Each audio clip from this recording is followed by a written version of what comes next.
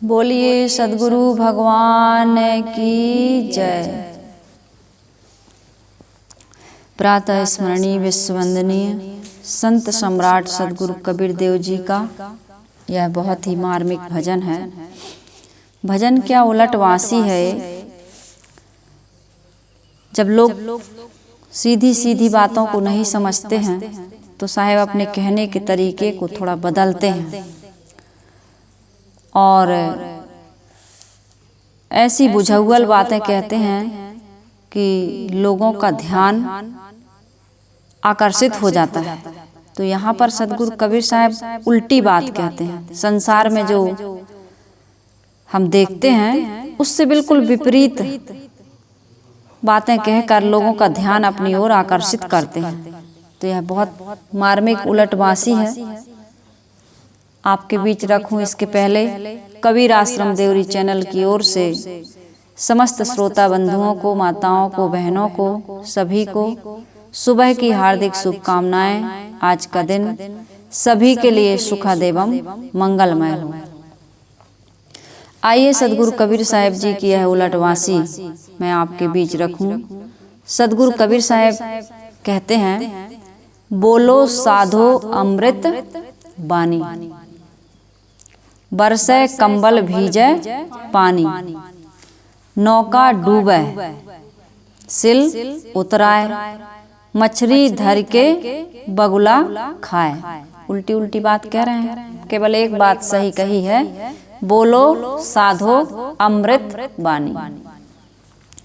बाकी साहिब कह रहे हैं, बरसे कंबल भीजे पानी, नौका डूबे सिल उतराए। संसार में ऐसा देखने को तो नहीं मिलता है। नौका तैरती है और सिल डूब जाता है और पानी बरसता है तो कंबल भीगता है। लेकिन यहाँ साहब कह रहे हैं, बरसे कंबल बरस रहा है और पानी भीग रहा है। बिल्कुल असंभव बात। लेकिन कैसे कंबल भीग रहा है और कैसे कंबल बरस रहा है और पानी भीग रहा है और कैसे नौका डूब रही है और सिल उतरा रहा है, अभी इसका पूरा अर्थ आपके बीच रखा जाएगा। साहेब आगे कह रहे हैं, मछली धर के बगुला खाए। देखा यह जाता है कि बगुला मछली को खाता है, लेकिन यहाँ साहेब कह रहे हैं मछली धर के बगुला खाए। आगे और साहेब कह रहे हैं, धरती बरसे सूर्य नहाए। धरती बरस रही है और सूर्य नहा रहा है। आकाश से वर्षा होती है, धरती भीगती है। लेकिन साहिब कहते हैं नहीं, ऐसा नहीं हो रहा है। क्या हो रहा है? धरती बरस रही है और सूर्य नहा रहा है। और ओनी के पानी बड़ेरी जाए। उरिया का पानी कहाँ जाता है? बड़ौरी में जा रहा है, जबकि ऐसे नहीं होता है। लेकिन साहिब कह रहे हैं संसार में ऐसा ही हो रहा है। तरभो घड़ा ऊपर पनिहारी। पनिहारी के सिर पर घड़ा होता है, लेकिन साहिब कह रहे नहीं, पनिहारी क्या है? ऊपर है और घड़ा नीचे है। लड़का के गोद खेले महतारी। माँ की गोद में बच्चा खेलता है, लेकिन साहिब कह रहे नहीं, यहाँ तो कुछ उल्टा ही हो रहा है। क्या उल्टा हो रहा है? महतारी माँ बच्चे की गोद में खेल रही है। चले बटोही थाके बाट। रास्ता चल रहा है और चले बटोही थाके बाट। बाट थक गया, बटोही चल रहा है।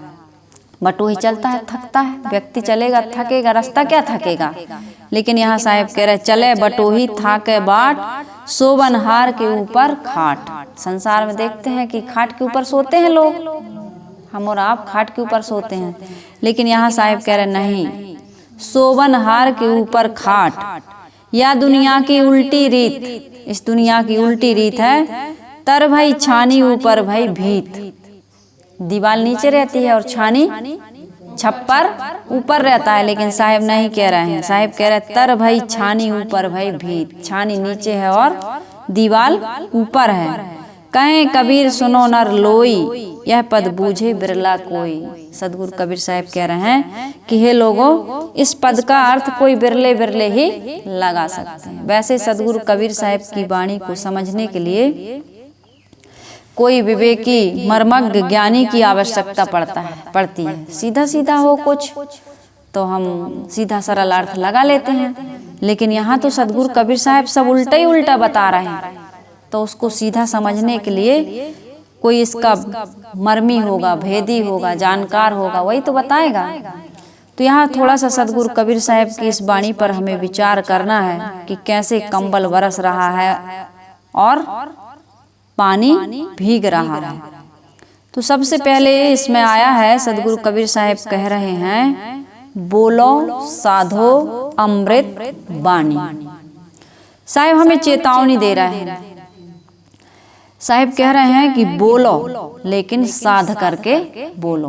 बोलना, क्योंकि बोले बिना काम नहीं चलता है। मनुष्य एक ऐसा प्राणी है जो वर्णात्मक शब्दों को बोलता है ना। अन्य पशु पक्षी जानवर जीव जंतु जितने हैं वो ध्वनात्मक, उनमें ध्वनि होती है, ची पौ कुछ करते हैं, लेकिन मनुष्य वर्णात्मक शब्द बोलता है, अपनी भावना को शब्दों से व्यक्त करता है और दूसरों के बोले गए शब्दों से उसकी भावना को समझता है। कहना, सुनना, बोलना, सुनना ये मानव प्राणी, मानव जगत में होता है। तो साहिब कह रहे हैं बोलना हमारे लिए आवश्यक है। बोले बिना काम, कितने लोग हैं मौन रहते हैं, उनका भी काम चलता है, लेकिन अधिकतम लोग बोलते हैं। तो बोलने की एक कला होती है।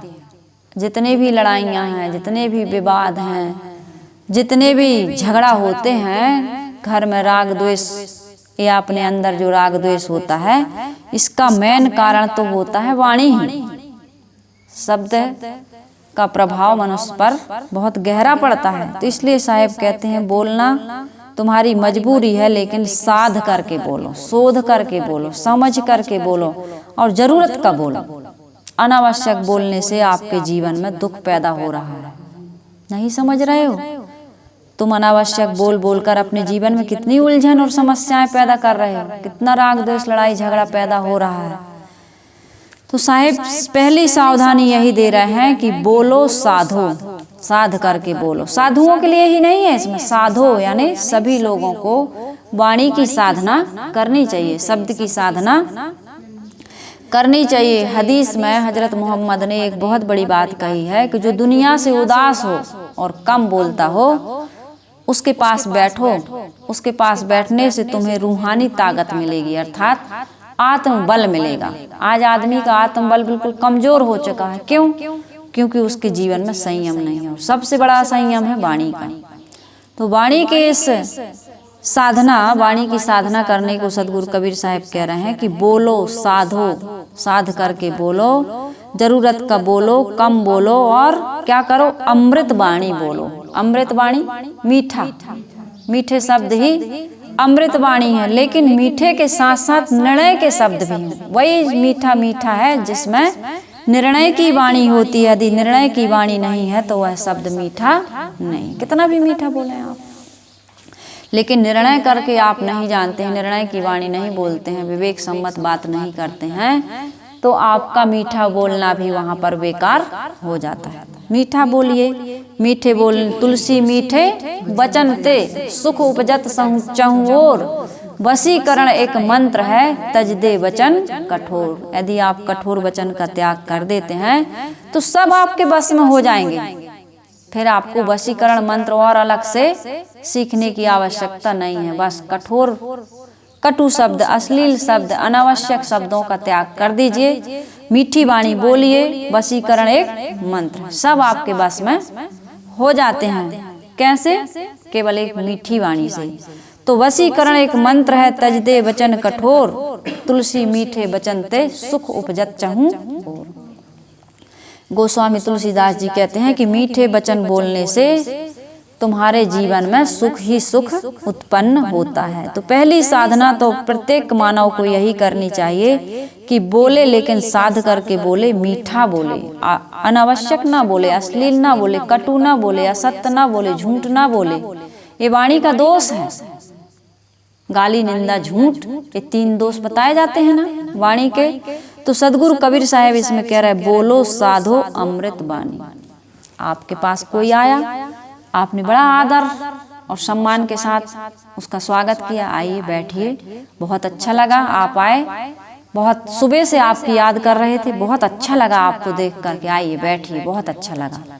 उस आने वाले को भी अच्छा लग जाता है। और कोई आया दरवाजे पे, हाँ आओ बैठो, बड़े उससे गिरे हुए मन से, या कितने लोग तो कह देते हैं हाँ किससे मिलना है, अमुक व्यक्ति तो घर में नहीं है, तो बैठने के लिए भी नहीं कहते। तो ये मीठी वाणी बोलिए, आप कहते हैं ना, मीठा मीठा बोल थारा कहीं लागे। मीठा बोलने में तुम्हारा कुछ पैसा लगता है क्या, कि बड़ा परिश्रम लगता है? कितने लोग इतना मीठा बोलते हैं, कहते हैं उनकी जुबान से तो शहद टपकती, कहते हैं ना। जब कोई व्यक्ति बोलता है तो ऐसे लगता है जैसे मीठी मीठी कोई शहद लगा करके बोल रहा हो। कोई कोई को सुना है मैंने ऐसे, इतना प्यार से इतना मीठा बोलते हैं कि कितने लोग उनकी वाणी सुन के ही खुश हो जाते हैं। हाँ, कई लोगों का मैंने सुना है, अब नाम तो नहीं बता सकती हूँ, लेकिन कई लोग ऐसे लगता है कि इनके जैसे हम भी बोलते तो कितना, केवल कुछ दिया नहीं, बस मीठा बोला है और मन एकदम खुश हो गया। तो मीठा बोलिए। और कोई दुखी है, परेशान है, उलझन में है, अशांत है, तो उसको निर्णय सही रास्ता बताइए। दो व्यक्तियों का झगड़ा हो गया, ज्यादातर सास बहू का झगड़ा जगत प्रसिद्ध, लोग उसको समझाते हैं। झगड़ा सबसे सबका होता है, लेकिन एक उदाहरण दे रही हूँ। सास का झगड़ा बहू से हो गया।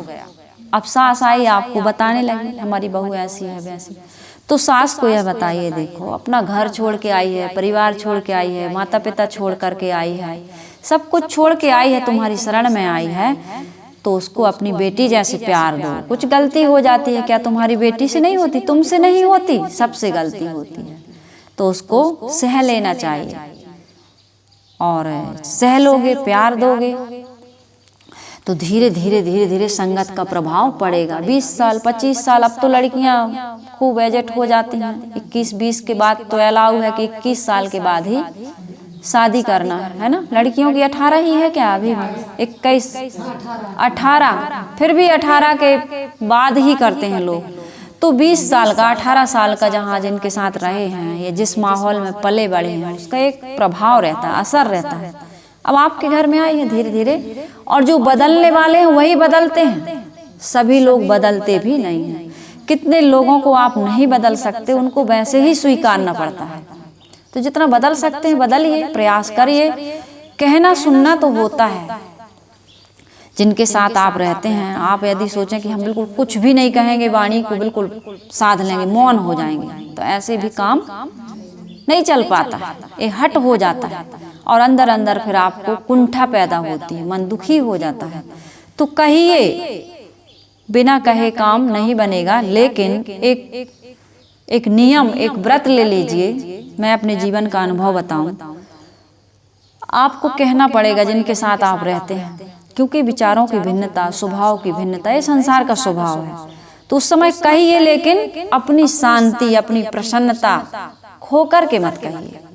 अपना एक फर्ज, अपना एक कर्तव्य, अपनी एक मजबूरी समझ के, क्योंकि साथ में है तो कहना सुनना तो पड़ेगा, लेकिन अशांत होकर, दुखी होकर के हर समय यदि आप ऐसा करते रहते हैं, कभी गुस्सा की भी जरूरत पड़ती है। प्रेम से नहीं समझता तो दिखाना पड़ता है, थोड़ा नाराजी दिखानी पड़ती है, थोड़ा क्रोध करना पड़ता है, लेकिन ये नहीं कि आप अंदर तक जल भुन जाएं। आप अपना, कहते हैं एक बार के क्रोध करने से दिमाग की 10,000 कोशिकाएं नष्ट होती हैं, अपना नुकसान होता है। इसलिए अपना नुकसान, दूसरे की गलती पर खुद को सजा देना क्रोध है। क्रोध क्या है? दूसरा गलती कर रहा है, हम खुद को सजा दे रहे हैं, क्रोध यही है। क्रोध पहले अपना नुकसान करता है, तब दूसरे का। तो हर समय अपने स्वभाव को क्रोधमय बनाना, ये हमारे लिए हानिकारक है। तो सदगुरु कबीर साहब की पहली वाणी, पहला शब्द क्या है? बोलो साधो अमृत वाणी। और अमृत वाणी यह भी है कि निर्णय की वाणी बोलिए। बहू आई तो बहू को उस ढंग से समझाइए, बेटा या कोई भी व्यक्ति आया, अब उसकी गलती बताइए, उसको सहन शक्ति, सहनशीलता का पाठ पढ़ाइए, थोड़ा सा नम्र हो जाइए, थोड़ा सा झुक जाइए, थोड़ा सा सह लीजिए, थोड़ा सा कंप्रोमाइज करिए। ऐसा ही संसार चलता है, हम में भी बहुत सारी कमियां हैं, ऐसा उसको समझाइए, बताइए नहीं कि जो व्यक्ति नहीं है उसकी बुराई करने लगे, है ना। और जो गलती कर रहा है सामने वाला अपनी कमी थोड़ी बताता है, सही सही तो लोग बताते भी नहीं हैं। तो इसलिए सामने वाले की कमी, क्योंकि वो सुनने दूसरे की कमी बताने आया है, तो उसको उसी की कमी बताइए आप। और फिर कभी दोनों को बिठा के भी निष्पक्ष निर्णय करिए आप, पक्षपात नहीं। तो बहुत सारी बातें हैं वाणी के विषय में, ये वाणी के बारे में और समझिए और इसकी साधना करिए और संयम करिए, तभी आप सत्य को समझ सकते हैं या जीवन में शांति या स्वर्ग की प्राप्ति कर सकते हैं। स्वर्ग क्या है? मन की प्रसन्नता, मन की निर्मलता, कुंठा रहित मन ही वैकुंठ है। तो अपना मन यदि सही हो गया, मन वाणी से भी सधता है, वाणी हमारी संयमित नहीं है तो मन भी हमारा संयमित नहीं हो सकता है। तो सदगुरु कबीर साहब की उलटवासी आगे साहब कह रहे हैं, बरसे कंबल भीजे पानी। सदगुरु कबीर साहब कह रहे हैं कंबल बरस रहा है और पानी भीग रहा है। कंबल कैसे होता है? गर्म होता है। ठंडी आती है तो क्या ओढ़ते हो? कंबल की अंडी कंबल ओढ़ते हो, है ना, क्योंकि कंबल गर्म होता है। और पानी कैसे होता है? गर्मी लगती है तो पानी से नहाते हो ना, ठंडे ठंडे पानी से, ठंडे ठंडे पानी से नहाना चाहिए तो शीतलता आती है। कहीं आप देखते हैं कि बड़ा साफ स्वच्छ ठंडा जल है, तो ऐसे होता है कि इसमें खूब डूब डूब करके नहा लें। तो पानी होता है शीतल और कंबल होता है गरम। तो यहाँ साहिब क्या कहना चाह रहे हैं? हमारे अंदर जो काम, क्रोध, लोभ, मोह आदि दुर्गुण है, ये क्या है? उत्तेजक है। ये मन को मथ देने वाले हैं, मन को दुखी कर देने वाले हैं, मन को पीड़ित और अशांत कर देने वाले हैं, हमारे जीवन को बर्बाद कर देने वाले हैं। तो सदगुरु कबीर साहब कह रहे यही बरस रहे हैं हम सबके जीवन में, काम, क्रोध, लोभ, मोह, मद, मत्सर, दुर्गुण, दुराचरण यही बरस रहे हैं। और इसमें जीव क्या हो रहा है? मनुष्य अज्ञान बस रात दिन इन विकारों की बारिश से अपनी शीतल आत्मा को दुखी कर रहा है। हमारी आत्मा, हमारा स्वभाव से, हमारा नेचर क्या है? शीतल, शांत, प्रसन्न। हर व्यक्ति चाहता है शांति, हर व्यक्ति चाहता है प्रसन्नता, हर व्यक्ति चाहता है आनंद, लेकिन मिलता नहीं। न शांति है, न शीतलता है, न प्रसन्नता है, न आनंद है। क्यों नहीं है? क्योंकि काम, क्रोध, लोभ, मोह आदि विकारों में हम जल रहे हैं, दुखी हो रहे हैं। तो इसलिए सदगुरु कबीर साहब कह रहे हैं कि बरसे कंबल भीजे पानी। तो हमें क्या करना है? यदि शीतलता चाहिए, शांति चाहिए, प्रसन्नता चाहिए, इस जीवन में जीवन का आनंद लेना चाहते हैं, मानव जीवन बड़ा ही बेशकीमती जीवन है ना। इस जीवन को प्राप्त होकर के हम यदि सुखी नहीं हुए, प्रसन्न नहीं हुए, शांति की अनुभूति नहीं किए, तो फिर ये मानव जीवन पाना बेकार है। तो इसलिए सदगुरु कबीर साहब कह रहे हैं कि जागो, सावधान हो। देखो तुम्हारे जीवन में कैसी उल्टी उल्टी क्रियाएं हो रही हैं। साहब कह रहे हैं बरसे कंबल भीजे पानी, कंबल बरस रहा है और पानी भीग रहा है। अर्थात मनोविकारों में तुम्हारी शीतल आत्मा अशांत बनी हुई है, दुखी बनी हुई है, तुम जल रहे हो हर समय। तो इस गड़बड़ी को ठीक करो। साहेब आगे कह रहे हैं नौका डूबे सिल उतराए, मछली धर के बगुला खाए। नाव डूबती है, यहाँ पर कह रहे हैं साहेब तुम्हारी नाव डूब रही है और पत्थर सिल पानी में तैर रहे हैं। नाव क्या है? ये नाव क्या है? संसार एक सागर है जिसको कहते हैं भाव सागर, और नाव है ये मानव देह। ये मानव देह क्या है? संसार सागर से तरने का, पार करने का एक जहाज है, एक नाव है। ये मानव जीवन पा करके यदि हमने कल्याण का काम नहीं किया तो अन्य खानियां तो भोग भूमिकाएं हैं, वहां कल्याण की कोई संभावना नहीं है। मानुष जन्म चुके हुए अपराधी, सदगुरु कबीर साहब कह रहे हैं कि यदि मानव जीवन में कल्याण करने से चूक गए, सुनहला अवसर है, तो तुम अपराधी हो, दंड के पात्र हो। कहाँ जाओगे? 84 में भोग भूमिका में जाओगे। साहेब कहते हैं नर्तन पाए विषय मन देही, पलट सुधाते 60 विष लेही। गोस्वामी जी कहते हैं नर्तन पाए विषय मन देही, मानव जीवन को पाकर विषयों में मन दे रहा है तो पलट सुधा ते 60 विष ले ही। तू सुधा को, अमृत को त्याग करके क्या कर रहा है? विष ले रहा है, जहर ले रहा है। जहर ही तो है मनोविकार, मनोविकार जहर ही है। तुम अमृत को त्याग करके जहर ले रहे हो, ये तुम्हारा बहुत बड़ा अज्ञान है। ताही कबहु भल कहे न कोई, सदगुरु गोस्वामी तुलसीदास जी कहते हैं, ताही कबहु भल कहे न कोई, गुंजा गहहि परसमणि देहि। उस व्यक्ति को कोई भला नहीं कह सकता है, समझदार जो क्या करता है, गुंजा, जो वो होता है ना गुंची, गुंची होती है सोना तौलने वाले, सुनार के पास रहती थी, अब पता नहीं रहती है कि नहीं, तो उसमें सोना तौलते हैं। तो गोस्वामी जी कहते हैं, ताही कबहु भल कहे न कोई, गुंजा गहहि परसमणि खोई। पारस पत्थर को दे करके यदि तुम गुंची ले लो उससे, उसके बदले में, तो ये कितनी बड़ी नादानी है, कितनी बड़ी मूर्खता है। इस मानव जीवन मिला था स्वर्ग नरक अपवर्ग निसैनी, ज्ञान वैराग भक्ति सुख देनी। ये मानव जीवन स्वर्ग, इससे नरक भी जाया जाता है, लेकिन स्वर्ग जा सकते हो, मोक्ष पा सकते हो, कल्याण पा सकते हो, आवागमन से मुक्ति पा सकते हो, दुखों से निवृत्ति पा सकते हो, शीतलता, शांति और प्रसन्नता प्राप्त कर सकते हो। लेकिन तुमने यह काम नहीं किया। तुम क्या कर रहे हो? गुंजा गहहि परसमणि खोई। थोड़ी थोड़ी सी विषय भोग वासनाओं के पीछे, नाशवान क्षणभंगुर इस देह के लिए, इस माया के लिए, संसार की संपत्ति के लिए तुम अपनी शांति को, प्रसन्नता को, निर्मलता को, अमरता को खो रहे हो। ये कितनी बड़ी नादानी है तुम्हारी। इस मानव जीवन में आके ही ये संभव था, लेकिन यह काम तुमने नहीं किया। तुम तुच्छ भोगों में बिक गए, बिल्कुल झूठी झूठी माया में तुम अपने आप को खो रहे हो। तो सदगुरु कबीर साहब कह रहे हैं, शरीर क्या है, मानव देह क्या है?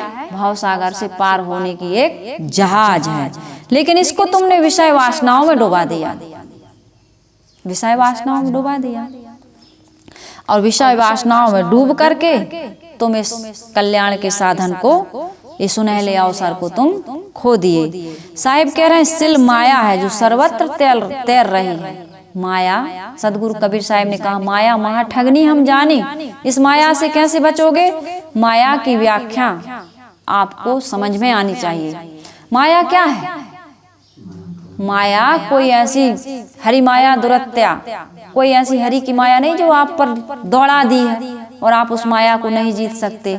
माया माया सबका है, माया लखे न कोई, जो मन से ना उतरे माया कहिए सोए। माया तुम्हारी बनाई हुई, तुम बीड़ी पीने लगे, बीड़ी की वासना बन गई, आज वो तुम्हें परेशान कर रही है।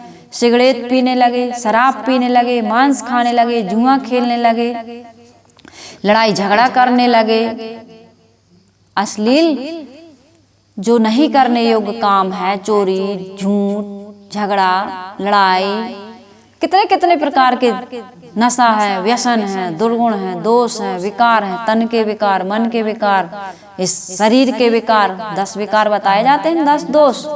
वाणी का गाली, निंदा, झूठ, तन का चोरी, हिंसा, व्यभिचार, और मन का ईर्ष्या, क्रोध, मान, छल। इन विकारों में तुम डूबे हुए हो। इन्हीं को ठीक करने के लिए, इन्हीं को त्यागने के लिए, इन्हीं को सुधारने के लिए मानव जीवन मिला है, सत्संग मिला है, समझ मिली है, बुद्धि मिली है, लेकिन ये काम तुम नहीं कर रहे हो। तुम्हें सुखी कौन कर सकता है? साहिब कह रहे, माया सर्वत्र तैर रही, माया में फंस गए तुम। साहिब ने कहा, माया से बचने का एक सरल उपाय सदगुरु कबीर साहिब ने कहा, ज्यों आवे त्यों फेरी हो। जैसे ही तुम्हारे अंदर मन की तरंग मार लो, बस हो गया भजन, आदत बुरी सुधार लो, बस हो गया भजन। मन में जैसे ही तुम्हारे अंदर गलत संकल्प उठते हैं, उनको मार दो। जैसे कहते हैं, तंबाकू का पौधा होता है तो उसकी जो कलियां होती हैं, ऊपर ऊपर की जो फुनगी, उसको तोड़ देते हैं, तब तंबाकू के जो पौधा होता है, पत्तियां होती हैं, उनमें नशा, मतलब उसमें तेज आता है। तो इसी प्रकार से गुरुदेव जी कहा करते थे कि हमारे अंदर जो जो विषय तरंग उठती हैं, उनको मारते रहो। है साधन स्पर्श के शब्द रूप रस गंध, संयम करे जो चार को तो परे न पंचम फंद। ये विषय शक्ति, ये विषय वासना, ये भोग वासना आदमी को दुख में ले जाती है। एक एक की मैं हमेशा कहती हूँ, एक विषय में गजल मीन पतंग मृग जरे एक की आँच, कबीर उनकी कौन गति जिनको लागे पाँच। तो तुम पांचों विषयों का उपभोग आसक्ति पूर्वक करते हो तो तुम जीवन में सुख नहीं पा सकते हो। इस जीवन में जीने की एक कला होती है, इस संसार में जीने की एक कला होती है। जैसे कोई कला, संगीत की कला, वाद्य संगीत की कला, कोई गाने की कला, कोई भोजन बनाने की कला, कोई अच्छा बोलने की कला सीखता है, कोई सिलाई, दुनिया की कलाएं हैं, कितनी कलाएं हैं, अनेक कलाएं हैं, उनको सीखता है। ऐसी कला सीख जाता है कि 2 बांस पर रस्सी बांधकर पतली सी रस्सी पर चलता है आदमी, लंबा बांस लेकर, कितनी कला है। मौत की कुआं मोटरसाइकिल चलाता है, कोई ऊंची ऊंची छलांग, कोई ऐसा डांस करता लगता है कि इनका शरीर कितना सधा हुआ है। छोटे छोटे से बच्चे देखो कितना बढ़िया डांस करते हैं, कितना बढ़िया नृत्य करते हैं, कितनी बढ़िया उनकी गाने की गला की साधना है, कितने बढ़िया तबला पेटी हारमोनियम बजाते, एक से एक संगीत कला। फिर उसकी कीमत होती है, उस व्यक्ति की, उस कला की कीमत होती है। तुम भी जीवन जीने की कला सीखो, इन भोगों को भोगते हुए भी इनमें आसक्त ना हो। सदगुरु कबीर साहब का एक बहुत प्यारा भजन, संतोष सो सतगुरु मोहि भावे, जो आवागमन मिटावे, डोलत डिगे न बोलत बिसरे, अस उपदेश सुनावे। सारा काम करते हुए, डोलते खाते कमाते संसार का व्यवहार करते हुए भी इसमें संसार में आसक्त ना हो, ये बहुत बड़ी कला है। जिनके साथ रह रहे उनके प्रति मोह ममता आसक्ति बैर विरोध किसी प्रकार का दिल दिमाग में चिपकाहट ना हो, ये बहुत बड़ी कला है। कला है, साधना है। इस साधना को साधो बिन हट भ्रम क्रिया से न्यारा, सहज समाधि लगावे, द्वार न रोके पवन न रोके, ना अनहद अरुझावे। कोई साधना नहीं करना है, केवल मन को साधना है। हो नाव तट से बंधी लहरों की मनमानी ना हो, नाव को उस पार जाने में कोई हैरानी कोई परेशानी ना हो। देख माझी याद रखना कोई नादानी ना हो, नाव हो पानी में लेकिन नाव में पानी। ऐसी साधना करनी पड़ेगी। कमल कीचड़ और पानी से खुराक लेता है लेकिन लिपायमान नहीं होता है। हम सबको ऐसी ही साधना करनी।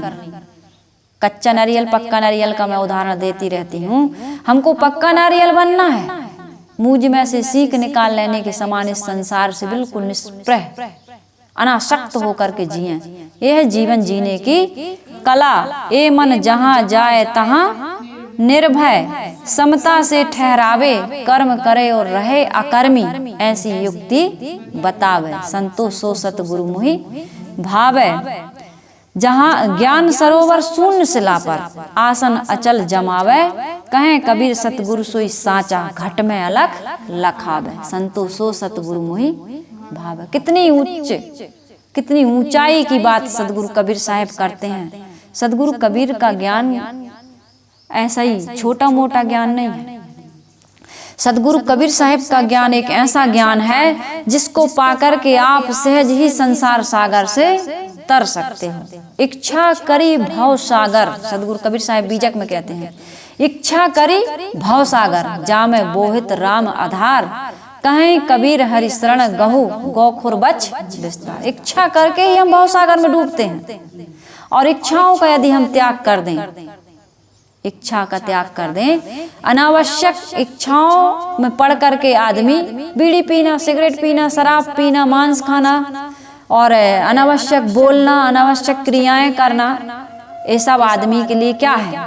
ये बंधन का कारण है। यही इच्छा है, ये आवश्यकता नहीं है। आवश्यकता कभी आदमी की मजबूरी नहीं बनती, आवश्यकता कभी आदमी की आसक्ति नहीं बनती, आवश्यकता कभी आदमी का बंधन नहीं बनती, इच्छा बंधन बनती है। आवश्यकता और इच्छा में फर्क समझिए। तो सदगुरु कबीर साहब यहाँ कह रहे, इच्छा करी भाव सागर, जा में बोहित राम आधार। इस इच्छा के सागर से पार जाना है तो राम का आधार, राम क्या है? घट में अलख लखावे, जो दिख नहीं रहा है अलख है। आत्मा दिखने वाली नहीं, आत्मा से ही तुम देख रहे हो। उस आत्मा को कैसे देखोगे? आंख से देख, हम संसार का रूप का विषय, रूप का ज्ञान प्राप्त करते हैं, आंख से करते हैं, लेकिन आंख को कैसे देखोगे? आंख को कैसे देखोगे? आंख को देखने का क्या साधन है? एक अनुभव है कि नहीं आँख है इसलिए हमको ज्ञान हो रहा है। ऐसे ही आत्मा का ये अनुभव होना चाहिए कि आत्मा है तो संसार में हम सारी वस्तुओं का ज्ञान प्राप्त कर रहे हैं। ये शरीर, ये इंद्रियां, सब कुछ क्रियान्वित हो रही हैं। और आत्मा निकल जाए तो कहेंगे मुर्दा है, ले चलो इसको, है ना। तो साहिब कह रहे जा में बोहित राम आधार, वही राम, वही ईश्वर, वही ब्रह्म, वही परमात्मा, ये आत्मा ही परमात्मा है।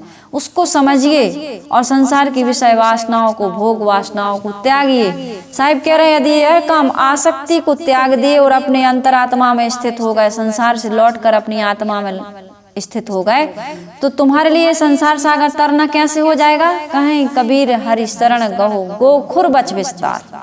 हरि की शरण, हरि की शरण क्या है? जो दोषों को हरण करने वाले सदगुरु हैं, उनका ज्ञान है, उसको आप ग्रहण कर लेते हैं। केवल सुनते नहीं हैं, मानते हैं, चलते हैं। इस पे आएगा अभी वो, इसमें यही बताया गया है कि तर भई छानी ऊपर भई भीत। यही है कि ज्ञान तो ज्ञान की बातें तो खूब करते हो, ये दीवाल है, लेकिन भीत छानी जो है आचरण है, उसको आप जीवन में अमल नहीं करते, आचरण नहीं करते हैं, तो आपके लिए संसार सागर से पार जाना बहुत मुश्किल हो जाएगा। साहिब कह रहे हैं यदि तुम आचरण में ले आते हो, त्याग कर देते हो किसका? वासना का, और अपनी आत्मा में स्थित हो जाते हो, ये सदगुरु की सहायता से ही होगा, किसी संत की सहायता से ही होगा, तो फिर संसार सागर पार करना तुम्हारे लिए कितना सरल हो जाएगा। गाय के बछड़े के खुर के समान, जैसे खुर को लांघ लेना, पदचाप को लांघना कितना सहज है, छोटा सा बच्चा भी कर सकता है।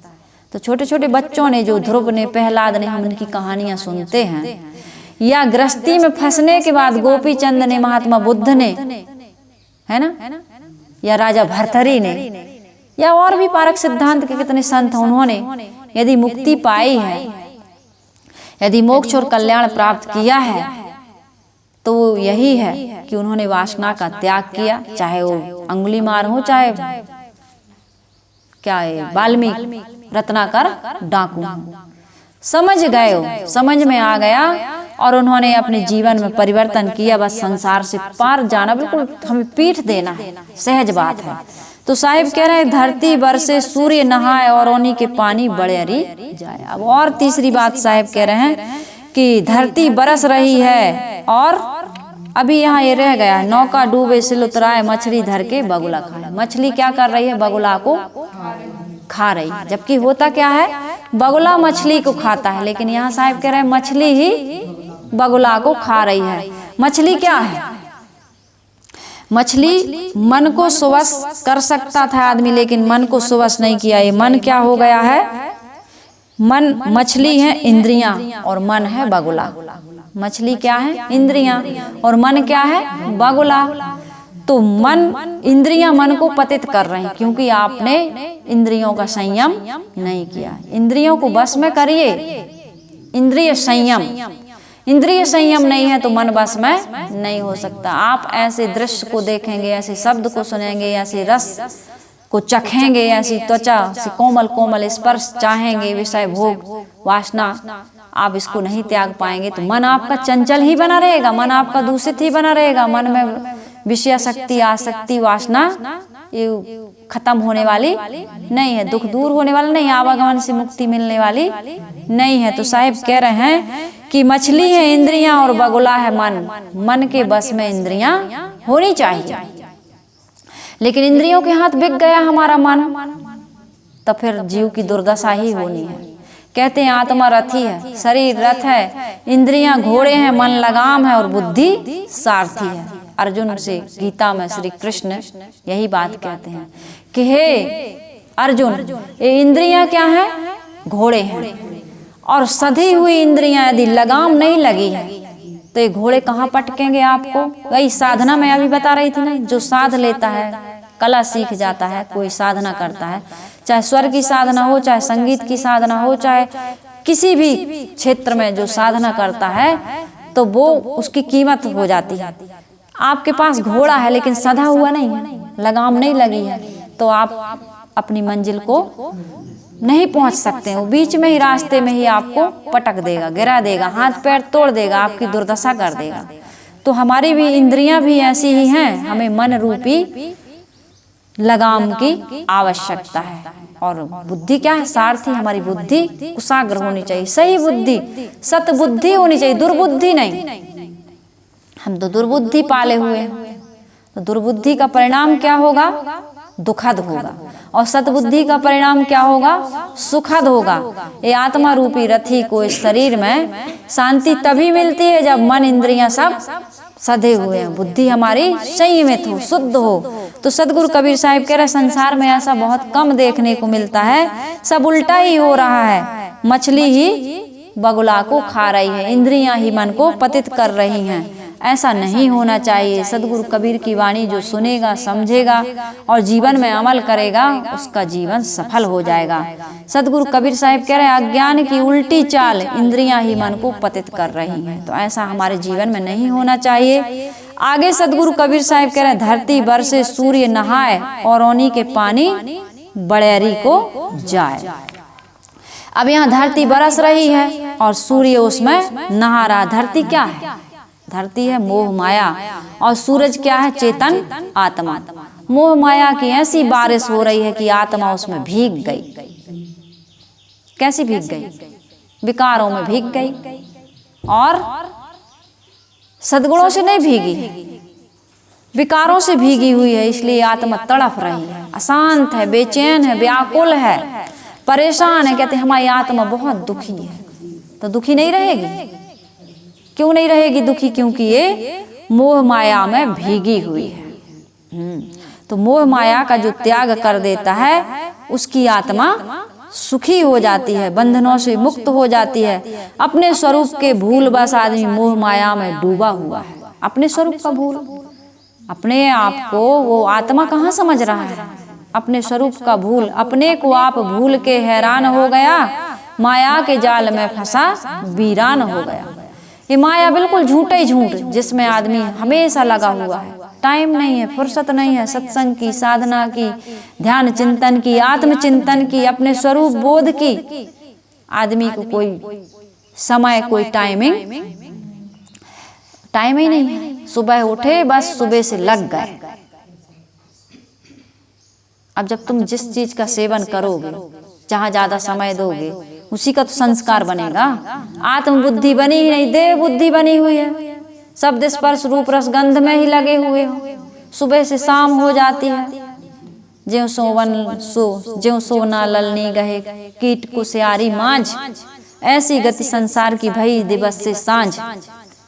सोई श्यामल सोई सुआ सेवत सदा वसंत, तुलसी महिमा मोह की सुनत सराहत संत। तुम देख रहे हो कि संसार के विषय भोगों में, मोह माया में तृप्ति, संतोष या आत्म संतोष की, आत्म तृप्ति की संभावना बिल्कुल है ही नहीं, असंभव है। लेकिन फिर भोग रहे हो उसी को। एक बार ठगावे बावन वीर कहावे, गुरुदेव जी कहते थे बार बार ठगावे गप्पूनाथ कहावे। तुम गप्पूनाथ बने हुए, बार बार विषयों को बारंबार भोगते हो, बारंबार असंतोष और अतृप्ति का अनुभव करते हो, फिर भी भोगते जाते हो। तंबाकू खाए, खा पी के थोड़ी देर में थूक दिए या निकल गए, फिर मन हुआ, फिर खाए, खाते खाते आदमी पहले एक बीड़ी पीता है, पीते एक कट्टा पूरा पी जाता है, 2 दिन में। हाँ, यहाँ कट्टा बोलते हैं। एक बंडल, 2 बंडल, 3 बंडल। और फिर वो आपके जीवन में परिणाम क्या लेकर के आता है तुम जानते हो, समझते हो। आदमी दुख पर दुख भोगते हुए भी विषयों का त्याग नहीं कर पाता है, तो आत्मा तुम्हारी उसी में भीगी हुई है, तड़प रही है, अशांत है, बेचैन है, लेकिन तुम्हें दया नहीं आती है। तुम बहुत बड़े अपराधी हो, जाओगे कहाँ? प्राकृतिक जीवन तुम नहीं जी पा रहे, इसलिए अब तुम प्राकृतिक जीवन जीने के लिए पशु खानियों में जाओगे। वहां तो जो मांसाहारी मांस ही खाएंगे, जो शाकाहारी शाकाहारी ही रहेंगे। प्रकृति में जो बना है वहां फिर कुकर गैस, सिलेंडर गैस, ये सब कुछ नहीं मिलेगा। किचन विचन नहीं मिलेगा, फ्रिज कूलर टीवी सोफा ये कुछ नहीं मिलेगा। बस एक डाल पर बैठोगे यहाँ से पकड़ के पंख से, पंजे से, और रात बिता दोगे। पानी गिरेगा तो भीगते रहोगे। किसी पेड़ पर बैठोगे या कहीं घास वास, पशु हो गए तो घास खाओगे। सीधा जो मिला सीधा भोजन करना है। फिर वहाँ नहीं कि बना के पका के रख लें पैकेट बंद जंक फूड, या कोल्ड ड्रिंक पी लें, कुछ नहीं मिलेगा वहाँ। आज संयम नहीं कर रहे हो, साध नहीं रहे हो अपने आप को, तो ऐसी जगह पटकेगी प्रकृति।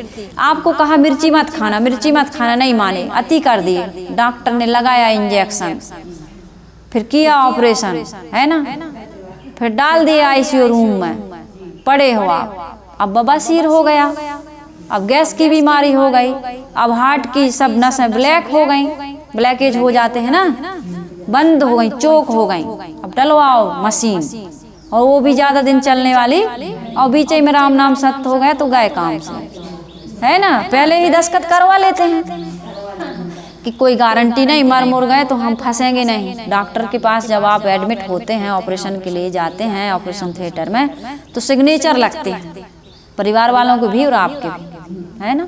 तो ऐसे होता है, तो नहीं मानोगे तो प्रकृति डंडा दे करके, डंडा मार करके मनाएगी, मानना तो तुमको पड़ेगा ही। नहीं मानोगे, एक लिमिट होती है ना हर चीज की, तुम लिमिट को लांघ जाओगे, सीमा को लांघ जाओगे। सीता ने लक्ष्मण रेखा ही तो पार की थी और चली गई रावण के कैद में, फिर सीता को जीवन में सुख नहीं मिला, है ना। तो ऐसे तुम्हारे जीवन में कहाँ सुख है, तुम रेखाओं को, सीमा रेखाओं को पार कर रहे हो। साहिब कह रहे धरती बरसती है, सूरज भीगता है, धरती है मोह माया और सूरज है चेतन आत्मा, वह अपने स्वरूप के भूल बस मोह माया में डूब रहा है।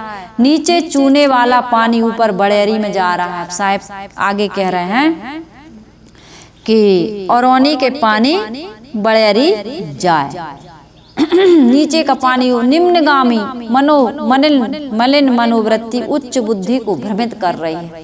निम्नगामी बुद्धि रहेगी, तुम्हारी बुद्धि कभी शुद्ध साफ सही निर्णय नहीं दे सकती। बुद्धि निर्णय देती है, लेकिन यदि तुम्हारा आचरण निम्नगामी बना हुआ तो बुद्धि कभी भी आपको सही निर्णय नहीं। बुद्धि सारथी है जरूर, लेकिन गलत दिशा में ले जाएगी, क्योंकि भ्रमित हो गई हो।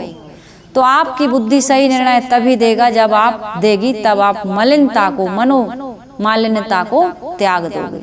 आवश्यकता यही है कि आप अपने जीवन में सद्गुण, सदाचरण, सद्ज्ञान को धारण करिए। साहेब ने शुरू ही बता दिया है, बोलो संतो अमृत वाणी। निर्णय की वाणी यदि नहीं है, आपके अंदर समझ नहीं है, शक्ति नहीं है, समझ शक्ति नहीं है, विवेक बुद्धि नहीं है, तो तुम इस शरीर को, मानव जीवन को पाकर के और बड़े बड़े उपद्रव पैदा कर रहे हो। अन्य खानियों में तो इतना दुख नहीं है जितना दुख इस विवेक संपन्न मानव जीवन, क्योंकि तुमको चीज तो मिली, वस्तु तो मिली, लेकिन सदुपयोग नहीं किया, तुमने दुरुपयोग किया। बच्चे के हाथ में छुरी चाकू आ जाए तो क्या करेगा वो? अपने आप को काट पीट लेगा।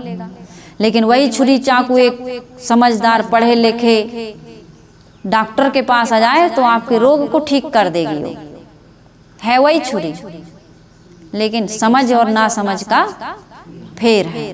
तो समझदार बनिए। बुद्धि हमारे पास भी है, बुद्धि आपके पास भी है। बुद्धि सही निर्णय तभी लेगी जब आप मलिन मनोवृत्ति का त्याग कर देंगे। साहेब आगे कह रहे हैं, तरभो घड़ा ऊपर पनिहारी, लड़का के गोद खेले महतारी।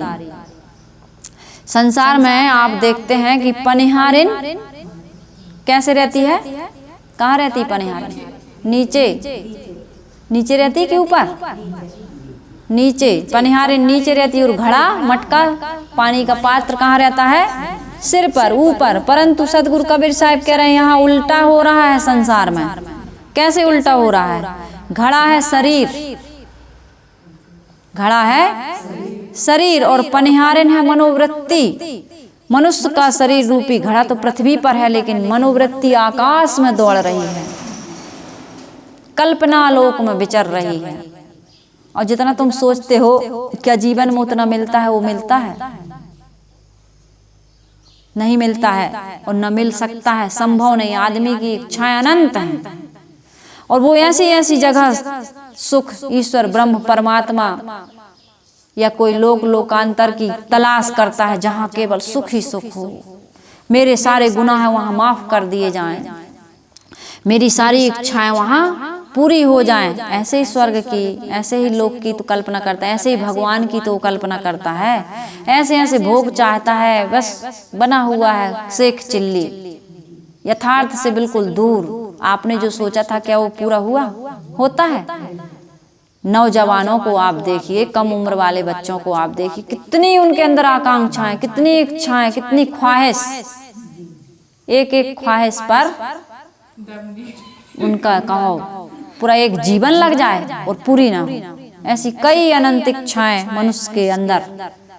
तो सदगुरु कबीर साहब कह रहे हैं, घड़ा है शरीर, शरीर तो धरती पर रहता है। शरीर की या हमारी मन इंद्रियों की, मन क्या इंद्रियों की एक लिमिट है ना, लेकिन मन की, बुद्धि की लिमिट नहीं है। पता नहीं क्या क्या सोचता है। साहिब कह रहे हैं कि मनोवृत्ति रूपी पनिहारिन आकाशीय कल्पनाओं की उड़ान भरती है, यही दुख का कारण है। कल्पना लोक में विचरने की आवश्यकता नहीं, यथार्थ को समझिए। हाँ, एक उम्र होती है, कल्पनाशील व्यक्ति होता है, भावुक होता है, इमोशनल फीलिंग ज़्यादा होती हैं, लेकिन एक समय के बाद हार्मोन्स चेंज होते हैं, तब बाद में समझ में आता है। लेकिन यही फीलिंग्स उसको यंग एज में समझ में आ जाए, कम उम्र में, टीन एज में समझ में आ जाए, 15, 16, 17 वर्ष की उम्र में समझ में आ जाए तो कितना बढ़िया हो जाए। उसका जीवन भटकने से बच जाए। जो ऊर्जा है, जो शक्ति है, उसको वो सही दिशा में लगा करके बहुत प्रगति कर सकता है। बुढ़ापे में समझ में आया तो क्या आया, गाड़ी निकल गई जब घर से चला मुसाफिर, मायूस हाथ मलता वापस बेरंग आया। जब बुझ गई समा तो महफिल में रंग आया। अब जीवन का अंत होने वाला, अब ज्ञान आया, ज्ञान आया। ए भैया, ऐसा मत करना, वैसा मत करना, शराब मत पीना, सिगरेट मत पीना, लड़ाई झगड़ा मत करना, हमको जाना है, सब त्याग के जाना। अब बुढ़ापे में समझ में आया, तब मुकदमाबाजी बिल्कुल सब हो गया, मार काट हो गई, सब जीवन तुमने उसी में बर्बाद कर दिया, तब समझ में आया। तो फिर क्या समझ में आया? कुछ समझ में नहीं आया। खूब देवी देवताओं को पूज रहे हैं, खूब भैया भवानी को पूजने में लगे हुए हैं, खूब तीर्थ व्रत उपवास कर रहे हैं। अंत में जब कुछ नहीं मिला तब कहीं भगवान नहीं है। यही प्राणियों में भगवान है, इन्हीं के साथ सुंदर व्यवहार करना, यही सत्कर्मों को अपने जीवन में आदर देना, आचरण करना, यही सबसे बड़ी साधना। बाद में अब जब कर नहीं सकते कुछ, तब तो ये पहले समझ में आ जाए, कल्पना में विचरने से आदमी बच जाए तो जीवन में कुछ कर सकता है। तो एक शरीर की एक लिमिट है, और अपनी कल्पनाओं को, जो कल्पनाओं की उड़ान में ज्यादा नहीं उड़ता है, यथार्थ को समझ जाता है, वह जीवन में कल्याण की, मोक्ष की, शांति की, सुख की प्राप्ति करता है, वो दुखों से मुक्त हो जाता है। आगे साहिब कह रहे हैं कि लड़का के गोद खेले महतारी। अब महतारी बच्चे के गोद में खेल रही है। संसार में माता की गोद में लड़का खेलता है, बच्चे खेलते हैं, परंतु यहाँ तो लड़के की गोद में ही माता खेल रही है। लड़का है जीव और माता है माया।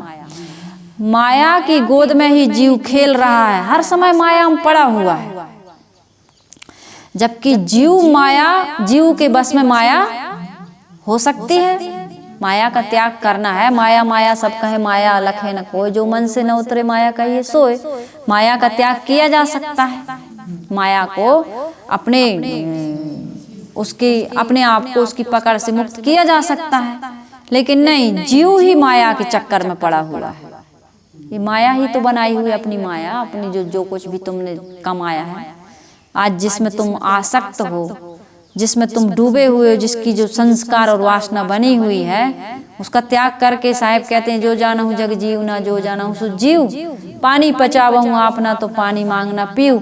तुम नई वासनाओं को बनाते जा रहे, पुरानी वासना जली नहीं, और नई वासनाएं और देख लें, और सुन ले, और भोग लें, टका 10 बढ़े और ले खाइबे। अभी और जीने की, और देखने की, और सुनने की, और भोगने की इच्छा, वासना बनी हुई है। तो जीव क्या है?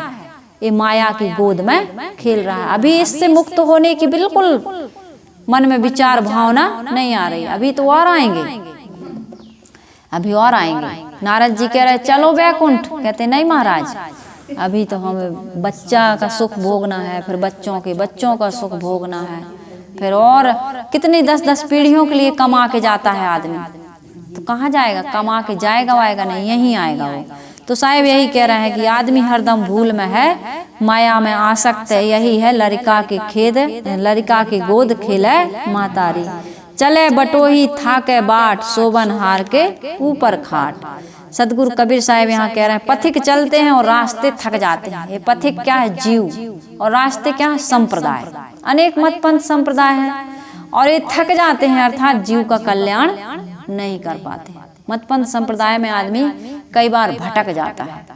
हाँ, उसमें यथार्थ ज्ञान है तो कोई बात नहीं, कोई भी रास्ते से तो तुमको चलना पड़ेगा, लेकिन रास्ता तुम्हारा भटकाव पूर्ण ना हो, अपने आप से अलग कोई ईश्वर ब्रह्म परमात्मा बताने वाला ना हो। अभी देखो ये 9 दुर्गा आएंगी, है ना, 9 दुर्गा आएंगी, 9 दिन खूब भक्ति भावना होगी, पैसे लगा करके। पैसा कहाँ से लाएगा आदमी? चंदा करेगा, सबसे चंदा मांगेगा और चंदा अड़ अड़ के मांगेंगे। नहीं भाई, इतना तुम्हें देना ही पड़ेगा, रसीद काट दिए हम, है ना। रास्ता रोक रोक के रस्सी बांध देते ना, रास्ता चलने वालों को, गाड़ियों को, मोटरसाइकिलों को लोग रोक रोक करके खूब चंदा इकट्ठा करते हैं और खूब 20,000 की, 25,000 की, 50,000 की मूर्ति लाते हैं। फिर खूब बढ़िया झांकी सजाते हैं, है ना, खूब डेकोरेशन करते हैं, खूब बढ़िया से जल चढ़ाना, पूजा करना, बेलपत्री चढ़ाना, है ना, बहुत सारा सब कुछ करेंगे। 9 दिन तक खूब जय मैया, जय दुर्गे, जय अम्बे, जगदम्बे काली, तू है खप्पर वाली, है ना, खूब आरती गाएंगे, जगत जननी जगदम्बा की खूब आराधना करेंगे। वो 10वें दिन कौन सा अपराध कर देती है कि ट्राली ट्रैक्टर में भर के उसको नदी में फेंक आते हो तुम? कौन सा अपराध कर देती है? अरे वो कौन सा अपराध कर दी? कहाँ शरीर छूट गया? देवी देवता तो कभी मरते हैं क्या? देवी देवता मरते हैं? तुम्ही ने प्राण प्रतिष्ठा करी और तुम्ही ने कहा कि अब 10 दिन हो गए, चलो दशहरा है, रावण को जला दिए और दुर्गा को ले जाके पानी में बहा दिए। जय दुर्गा मैया, जय अम्बे। वो हो सकता कह रही हूँ बचाओ बचाओ, तुम चिल्ला रहे हो जय दुर्गे, जय अम्बे, जय गणेश। गणेश जी को भी ऐसे ही करते हो और कहते हो कि अगले बरस फिर आना, फिर आना। फिर तुम्हारे घर में कोई 2 दिन के लिए मेहमान आए, खूब अच्छा खिलाओ पिलाओ, खूब स्वागत करो और जाते समय 2 थप्पड़ मारो उसको और कहो कि फिर आना। आएंगी हो तुम, आओगे किसी के यहाँ जाओगे, तुम्हें अच्छा खिलाएं पिलाएं। अकबर बीरबल की कहानी वही तो हुआ था, खूब सुंदर सुंदर पकवान खिलाए और अंत में बीरबल ने कह दिया कि इस जगह को साफ कर देना। तुर्कनी ने जगह को अपवित्र कर दिया। कितना बुरा लगा उसको। और यहाँ तो तुम दुर्गा को बिल्कुल डुबा ही देते हो, क्या अपराध कर देते हैं। तो ये भक्ति नहीं है, ये भक्ति के नाम पर तुम उसका अपमान करते हो, दुर्गा का, काली का। तुम्हारी दुर्गा, तुम्हारी काली तुम्हें पूजने नहीं, पूछने नहीं आती है। वो तुम्हारी दुर्गा काली 9 महीने जिसने तुम्हें गर्भ में रखा, उसकी पूजा करो। कभी करते हो, चरण पखारते हो, कभी उनको हार माला पहनाई। माँ को किस बेटे ने हार पहनाए बताओ? किस माँ ने चरण धोए? केवल एक श्रवण कुमार हुआ है, राम जी हुए हैं, है ना, रामचंद्र जी। और भी हैं ऐसे, और भी हैं। पुंडरीक माता पिता की सेवा में इतना वो हो गया, मगन हो गया कि भगवान उसके यहाँ दर्शन करने आए और कहे पुंडरीक में आए। बोले रुक जाओ थोड़ी देर, थक गए, हार गए। भगवान इस कमर पे हाथ रख के खड़े हैं। अभी भी पांडरपुर में उनकी मूर्ति बनी हुई है। तुम जो इसका बताते हैं ना, क्या कहते हैं इसका, रविदास मनचंगा कठौती में गंगा रैदास भगत कहते हैं ब्राह्मण गंगा जी नहाने जा रहे थे तो वहां से निकले। बोले हमारा जूता थोड़ा ठीक कर दोगे जल्दी? उसने कहा ठीक है भाई, लाओ जूता ठीक, हमारा तो काम ही है। उसने जूता टाँका, कहे कहाँ जा रहे हैं? अरे पर तुमको पता नहीं है, हम लोग गंगा स्नान करने जा रहे हैं। कहे क्यों? बोले गंगा मैया का दर्शन करेंगे, गंगा मैया पापों को काटने वाली है। हम लोग पाप काटने के लिए, पुण्य कमाने के लिए गंगा जा रहे हैं। कहे ऐसी बात है, गंगा मैया पापों को काट देती हैं? कहे बिल्कुल, गंगा माई के तो दर्शन करने से ही पुण्य मिलता है। कहा मुझे तो टाइम नहीं है, मैं तो गरीब हूँ और मेरा एक काम कर दोगे? बोले भाई टाइम नहीं है, जल्दी बताओ क्या काम करना है। बोले हमारे पास थोड़ा एक आना है, एक आना, इसको गंगा मैया को आप चढ़ा देना और बताना कि रैदास ने आ तो नहीं पाया है लेकिन आपके लिए भेंट भेजी है, लेकिन एक बात ध्यान रखना। बोले क्या ध्यान रखेंगे? बोले गंगा मैया यदि अपने हाथ से स्वीकारें तभी भेंट देना, नहीं तो मत देना। तो हंसी उड़ाई लोगों ने उनकी। 4-5 ब्राह्मण थे, हंसने लगे, मजाक उड़ाने लगे। तो कहे कि ठीक है भाई, रख लिए, ले गए। तो कहे कि इसका दिमाग खराब हो गया है। अब उसके मजाक उड़ाते उड़ाते जा रहे थे, तो गंगा जी में 4-5 ने नहाया। तो एक ने याद दिलाया कि अरे अभी तो आपने उस रैदास की, अब उनको तो थोड़ा देखना था कि गंगा मैया हाथ निकालती हैं, कैसे निकालेंगी। एक कहानी है, कथा है, इसमें बहुत बड़ा सेंस छिपा हुआ है, सार छिपा हुआ है इस कहानी में। सार क्या है मैं बताऊंगी आपको। तो कहते हैं वो वहाँ कहा, जैसे चढ़ाने लगे तो कहा, हे गंगा मैया, भक्त रैदास ने आपको ये कहा है कि गंगा मैया यदि स्वीकारें, अपने हाथ में लें तभी देना। तो गंगा मैया ने ऐसे हाथ निकाला कहते हैं, और कहा लाओ मेरे भक्त रैदास की भेंट मुझे दे दो। तो उन्होंने ले लिया, और वो जैसे लौटने लगे तो कहे कि मेरे भक्त के लिए भेंट तो लेते जाओ। तो उस भेंट को एक कहते हैं बहुत सुंदर कंगन दिया गंगा मैया ने। कहा ये भेंट मेरे तरफ से रैदास को दे देना। अब इनके मन में लालच आ गया कि इतना सुंदर कंगन, और वो भक्त रैदा वो मायावी है, उसको क्या देना, उसको बताने नहीं, इस कंगन को तो राजा को देंगे और उससे हम बहुत बड़ा इनाम ले लेंगे, ये तो अद्भुत कंगन है, ऐसा कंगन संसार में दूसरा मिलने वाला नहीं है। तो राजा के पास गए, दौड़े दौड़े, लालच आ गया। देखो भक्ति कर रहे हैं, गंगा नहा रहे हैं, लेकिन कपट है, झूठ है उनके मन में, और लालच है, धोखा की भावना है। लेकिन रैदास के मन में ये सब कुछ नहीं है। निर्मल मन जन सोई मोहि पावा, और मोहि कपट छल छिद्र ना भावा। निर्मल मन था रैदास का। उसने कहा कि जूता टाँके थे, कितना पैसे दें, बोले जितना देना। वो कभी मांगता भी नहीं था, इतना संतोषी था, और किसी का कभी बुरा कभी अहित उसने चाहा नहीं। एकदम निर्मल पवित्र मन उसका। यह मन तो निर्मल भया जैसे गंगा नीर, पीछे पीछे हरि फिरे कहत कबीर कबीर। तो उसका मन इतना निर्मल हो गया था कि गंगा के जैसे पवित्र। तो गंगा जी ने उनको कंगन दिया, तो वो राजा के पास पहुंचे। तो बोले राजा साहब, राजा साहब। बोले हाँ बोलो, सुनाओ क्या बात। कहे हम रानी जी के लिए हमारे काम का नहीं है, हम तो ये रानी को एक कंगन, बड़ा अद्भुत कंगन है, गंगा मैया ने दिया है। तो हमने सोचा कि हम इस कंगन का क्या करेंगे, ये कंगन आप रख लीजिए और इसकी जो कीमत हो आप दे दीजिए। तो रानी ने देखा, तो रानी तो बड़ी खुश हो गई, बोली अरे ये ऐसा कंगन, अद्भुत कंगन, ये तो संसार अद्वितीय कंगन है। तो बोले कि मुझे एक और चाहिए, लेकिन एक है भाई, जोड़ी होगी तब पहनूंगी, एक कंगन का क्या करूंगी। तो कहते हैं ना लेने के देने पड़ जाते हैं, जो दूसरे के लिए गड्ढा खोदता है स्वयं गिरता है। तो राजा ने कहा दूसरा कंगन लाओ। तो अब इनको तो अब भाई दूसरा कंगन मिले कैसे। तो इन्होंने कहा कि दूसरा कंगन तो संभव नहीं है। कहे संभव असंभव हम नहीं जानते, रानी की इच्छा है, कंगन नहीं दोगे तो तुमको सजा मिलेगी। कहाँ से लाए हुए कंगन, लेके आओ। तो फिर उन्होंने बताया कि भाई ऐसी ऐसी बात है, सारी कहानी उन्होंने बताई। तो बोले कि ये कंगन तो रैदास के यहाँ ही मिल सकता है, रैदास ही यदि चाहे तो ये दूसरा कंगन भी। तो राजा और वो पंडित सब लोग गए रैदास के पास। तो कहा कि रैदास तो डर गया। बोले भगवान, राजा साहब से बोला आप मुझे बुला लेते, मैंने क्या अपराध किया, आप यहाँ क्यों आए। बोले नहीं। राजा ने सम्मान किया उसका, कहा नहीं नहीं ऐसा कोई अपराध नहीं किया है, बस हम लोग तो इसलिए आए हैं कि उन्होंने बताया पूरी कहानी कि गंगा मैया ने तुम्हारी भेंट स्वीकार की और ये भेंट दी है तो ये लोग हमें दिए हैं। तो हमारी रानी ये चाहती है कि ये कंगन इसकी जोड़ी हो, इस कंगन की जोड़ी चाहिए।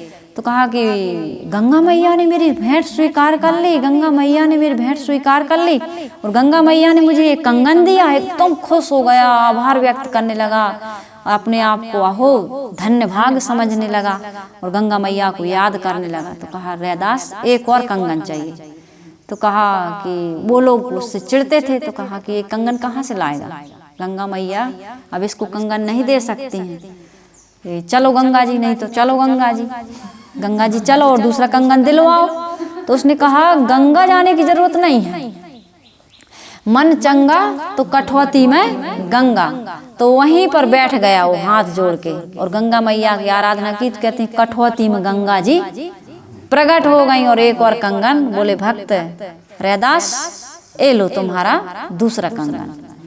तो इसमें ये बताया गया, इस कहानी का सेंस ये है, ये तो बच्चों की कहानी है, गंगा कभी कटौती में नहीं आती हैं, लेकिन वास्तविकता यह है कि मन यदि तुम्हारा निर्मल है, ये सारे साधन मन की निर्मलता के लिए ही बनाए गए हैं। मत पंथ संप्रदाय, मैं हमेशा हर वीडियो में कहती हूँ कि जितने भी मत पंथ संप्रदाय हैं, ये हमारी मन इंद्रियों को सुबस करने के एक साधन है, निर्मल करने के, पवित्र करने के एक साधन है। हमारे जो दोष हैं, दुर्गुण हैं, विकार हैं, उनको त्यागने के एक साधन है। यदि यह काम नहीं हुआ तो फिर क्या होगा?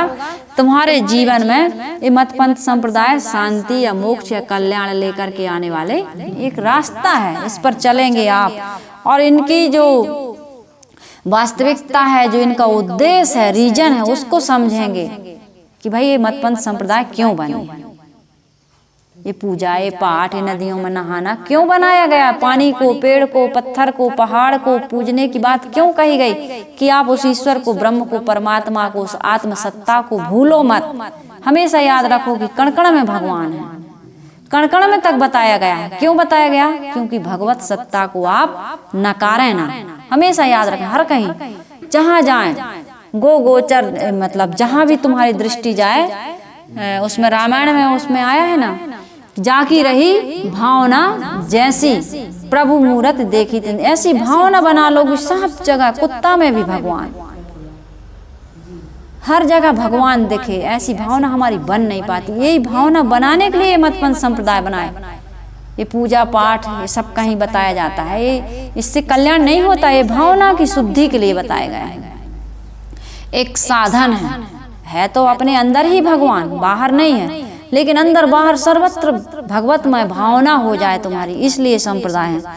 तो साहेब ने कहा है यहाँ पर, सदगुरु कबीर साहेब इसमें कह रहे हैं कि चले बटोही थाके बाट, सोबन हार के ऊपर खाटे। मत पंथ संप्रदाय तुम्हारा कल्याण नहीं कर सकते हैं। साधक साधना में यदि नहीं चलता है तो संप्रदाय से कल्याण नहीं होता है। ये सारे संप्रदाय हमारे कल्याण में एक सहायक हैं। तो हमें जो रास्ता अच्छा लगे, लेकिन हमारा इस रास्ते पर चलने का कारण, मंजिल क्या होनी चाहिए?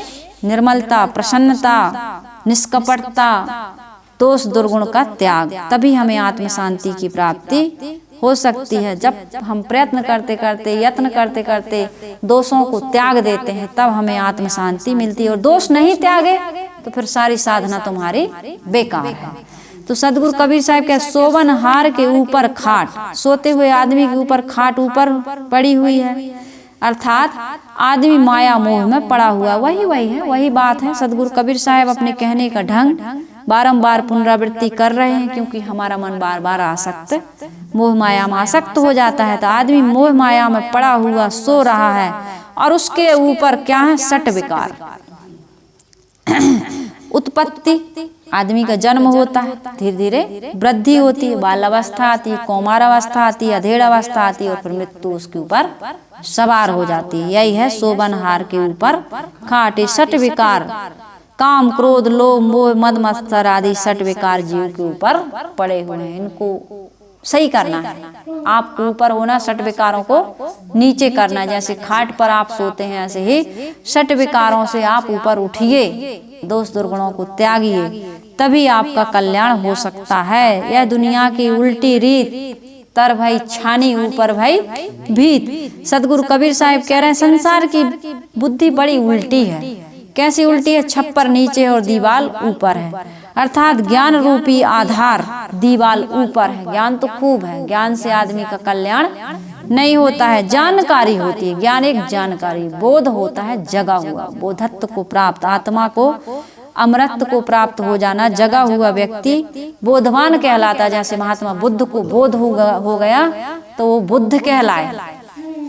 तो यहाँ पर सदगुरु कबीर साहब कह रहे हैं कि आदमी के पास ज्ञान तो है, ज्ञान रूपी आधार दीवाल ऊपर है।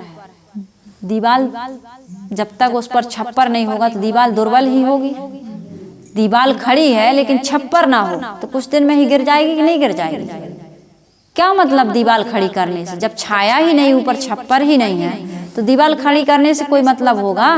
ज्ञान की चर्चा खूब करते हो, सुबह शाम और रात दिन और 24 घंटे तुम ज्ञान की चर्चा करते हो, लेकिन आपके जीवन में रहनी नहीं है।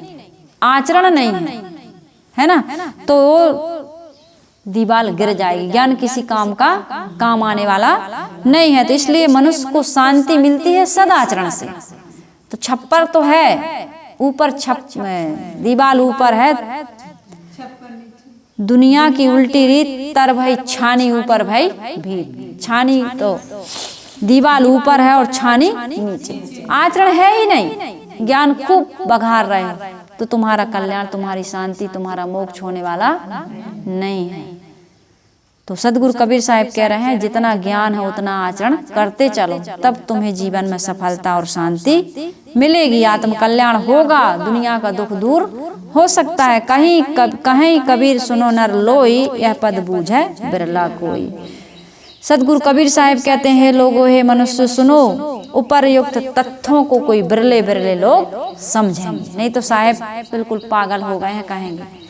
साहब उल्टा उल्टा बता रहे हैं, कुछ का कुछ बोल रहे हैं, कंबल बरस रहा है, पानी भीग रहा है, नौका तैर रही है, सिल उतरा रहा है, मछली बगुले को खा रही है, धरती बरस रही है, सूर्य नहा रहा है और उड़िया का पानी बड़ेरी में जा रहा है, पनिहारिन ऊपर है और घड़ा नीचे है, और बच्चे की गोद में माँ खेल रही है, और बटोही चल रहा है, रास्ता थक रहा है, और सोने वाले के ऊपर खाट पड़ी हुई है। तो ये बातें सदगुरु कबीर साहब पता नहीं कौन से दिमाग खराब हो, सठिया गए होंगे, बुद्धि खराब हो गई होगी, ऐसा लोग समझ जाएंगे। लेकिन सदगुरु कबीर साहब की वाणी, संत की वाणी, एक आत्मज्ञानी की वाणी को समझने के लिए आप में कुछ योग्यता चाहिए।